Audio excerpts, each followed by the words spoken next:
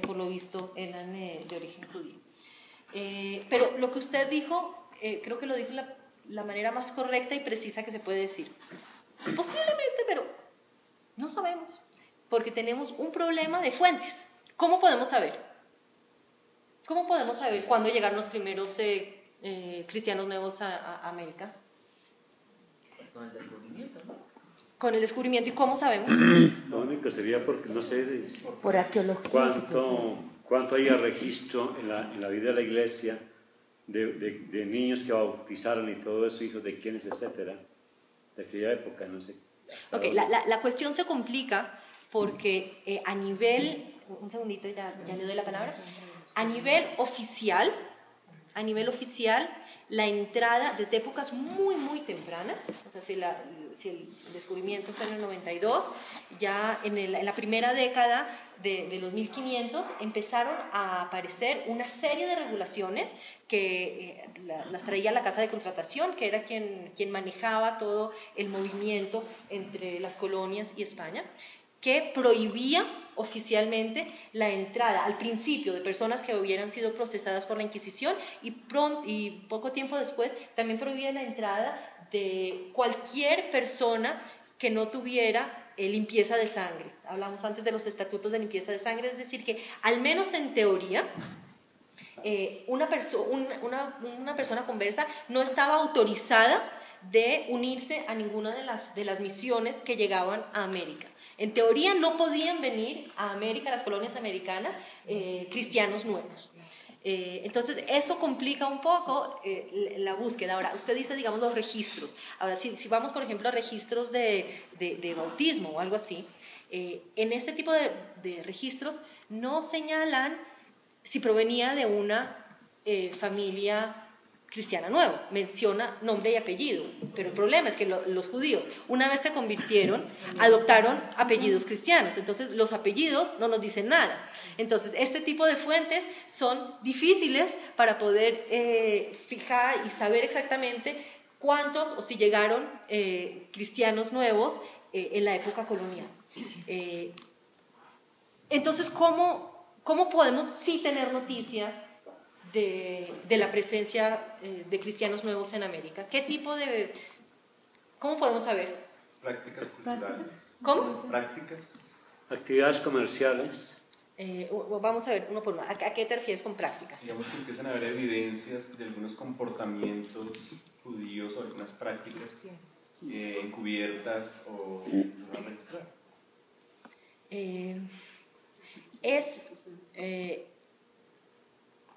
Primero que ese tipo de testimonios, si estamos hablando de una distancia de tantísimos años, son a nivel historiográfico complejas, difíciles.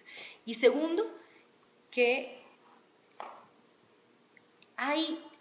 si alguien tiene una tradición en una casa que prendía, oye, si queremos hacer una investigación histórica seria, no puedes fundamentar una argumentación solo por este tipo de prácticas.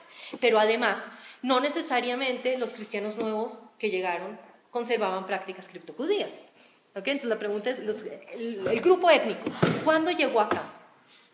¿Okay? ¿Qué mencionó antes el Decía yo que quizás algún tipo de actividad comercial que son peculiares por razas. ¿No? Ok, sí, vamos a ver que esa es una de las formas de... Hallazgos tipo arqueológicos, mikves encontradas que datan de la época en Brasil, o sea, que encontraron aquí hay vestigios, pero no sé si han medido las épocas. Yo alguna vez, alguna noticia más bien informal de algún tipo de hallazgos, pero yo creo que también si se encuentra algo que puede parecer una mikve, sería muy difícil de comprobar históricamente que en efecto era mikve. No solamente eso, sino que los criptojudíos que conservaban tradiciones, de lo que las fuentes, que ahora vamos a hablar de las fuentes que sí tenemos, nos hablan, yo no conozco de lo que ni un ejemplo de prácticas de la pureza familiar. es decir, de la pureza familiar. Es decir, los criptojudíos, aquellos que querían conservar una identidad judía, conservaban ciertas prácticas, pero no lo conservaban todo. Obviamente lo que era más externo, no, por poner un ejemplo, digamos, Sukkot, que hay que construir una cabaña afuera. Esa era una práctica que era muy poco común entre los criptojudíos, porque no iban a hacer algo que fuera muy exterior. ¿Okay? Entonces, hay algunas cosas que conservaban más y conservaban menos. El tema de la pureza familiar, en los escritos, ya no hablo de arqueología, es un tema que no lo he visto. No quiere decir que no exista, pero ahora, una persona que quiere conservar su identidad, no sé si iba a llegar a tomar tal riesgo de hacer una construcción.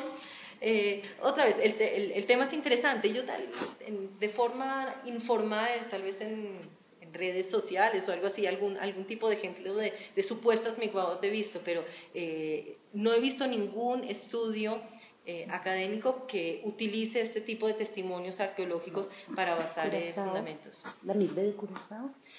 Curazao es otro tema, porque Curazao llegaron, fue una colonia holandesa y por eso fue la sinagoga más antigua del continente es en Curazao, si no estoy mal, porque los holandeses llegaron y los holandeses sí aceptaban el judaísmo, es decir, no era una cuestión criptojudía, era una cuestión judía. La sinagoga de Curazao es una sinagoga judía, no criptojudía.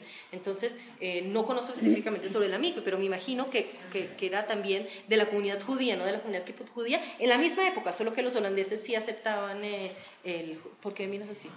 Porque en Curazao también estaba prohibido el manejar el judaísmo, lo llevaban en secreto. ¿En qué época? ¿En qué época?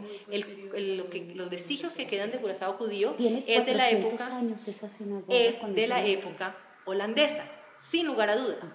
Sin lugar a dudas. Y en esa época, en Holanda, había una comunidad judía muy floreciente que una vez Holanda conquistó Curazao, ¿okay? Enviaron rabinos y hicieron una comunidad judía en Curazao, pero no era una comunidad judía, estamos hablando de otra gente, sí.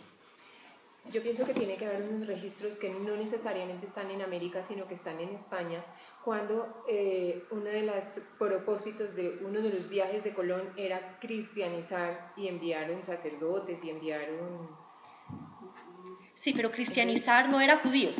El proceso de evangelización que en efecto tuvo lugar aquí no eran judíos, perdón. Pero con ellos no vinieron familias que venían a... Sí, pero eran cristianos. Cristianización. Pero justamente por eso, lo que tú mencionas viene a dar mayor peso incluso a los argumentos por qué no encontrar criptojudíos, no encontrar cristianos nuevos aquí, justamente por el interés y el deseo de evangelizar los territorios americanos. Entonces tenían miedo que llegaran personas que tenían algún tipo de práctica herética a sus ojos que no fuera netamente cristiana. Y esa fue otra de las razones por las cuales seguían surgiendo estos registros estos reglamentos que impedían a cristianos nuevos, en teoría, llegar a territorio colonial. Digo en teoría porque de facto sabemos que primero el simple hecho de que tuvieron la necesidad de repetidamente volver a publicar esta prohibición de la llegada de conversos, muestra de que si tenían que repetir la ley, quiere decir que por lo visto la ley no se estaba cumpliendo como correspondía. Si se hubiera cumplido bien, se menciona una vez y ya. ¿Okay? Entonces, ¿cómo pudieron evadir eso? Primero, la capacidad de implementar estas reglamentaciones en la burocracia del momento no era 100% efectiva. ¿Okay? Sabemos también de un fenómeno de falsificación de cédulas de limpieza de sangre, que por eso llegaron mucho. Y también hay otro efecto, y es que dentro de la administración española hubo también políticas que iban cambiando entre una administración y otra, es decir, que hubo épocas en que la corona tenía un mayor interés de evitar seriamente la entrada de cristianos nuevos, y otras épocas que eran un poco más flexibles. Y eso tiene que ver también lo que mencionó el señor, y es la cuestión comercial, que los cristianos nuevos, y particularmente los portugueses, jugaron una función supremamente central, importante en la economía colonial, y eso lo sabían muy bien las autoridades. Es decir, que esta reglamentación de facto, aunque la reglamentación existía de facto, no impidió la llegada de cristianos nuevos a territorios americanos. Pero no me han respondido a la pregunta, ¿cómo tenemos noticia de los cristianos nuevos en territorio americano? Yo tengo una cuestión, pues no sé las profesiones, porque por ejemplo en España era mal visto que una persona tuviera una profesión que estuviera identificada con trabajo artesanal o cosas así. Entonces casi siempre ellos eran de mucha oficina, de mucha alcaldía, venían con esos conceptos de que era el hijo del rey, es que tenían que tener unos oficios de mando, y la mayoría tenían actividades sobre ciertos temas que eran muy de la mano y que el judío siempre ha manejado muy bien dentro de la industria. De por sí no necesitaban, y muchas de las personas que llegaron se conocen también por esas profesiones que manejaban. ¿A qué tipo de profesiones te refieres? Las que practicaban, por ejemplo, una de las cuestiones eran la joyería, que siempre se ha destacado, por ejemplo, las cuestiones de zapatos, zapatería también es muy conocido.